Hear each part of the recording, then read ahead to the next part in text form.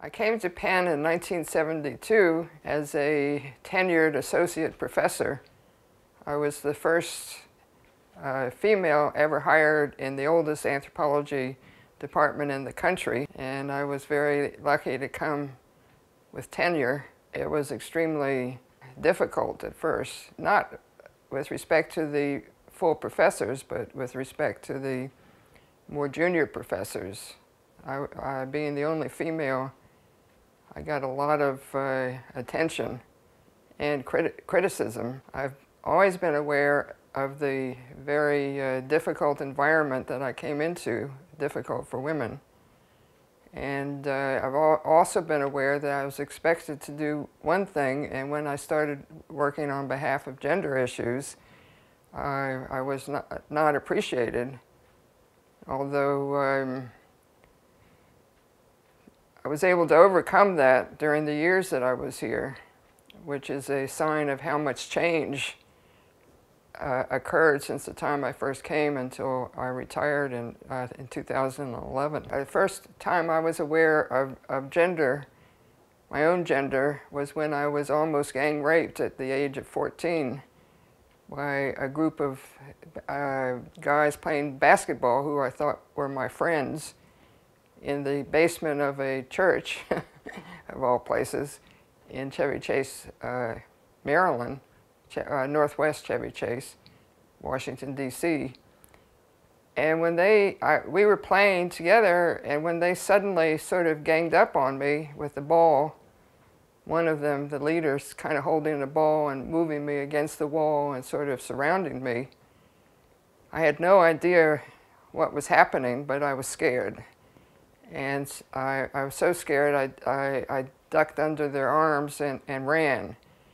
And I ran all the way home, which was a couple of miles, and I never told anybody about it until many years later, when I talked about it at a sort of speak out put on by the Women's Center here at Penn. The Women's Center began in the basement, I think, of Houston Hall.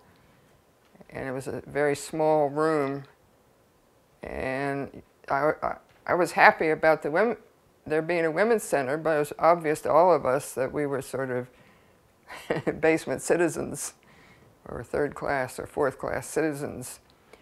But Carol Tracy's complete dedication to the Women's Center made me feel that there was a place, finally, for women to blossom and to be aware and to become aware. And I also understood from that there was a climate here that women could go to if they experienced any kind of discrimination or sexual assault. And that was very important, because knowing that was prompted me to talk for the first time about what happened to me at age 14, and also prompted me to write the book Fraternity Gang Rape.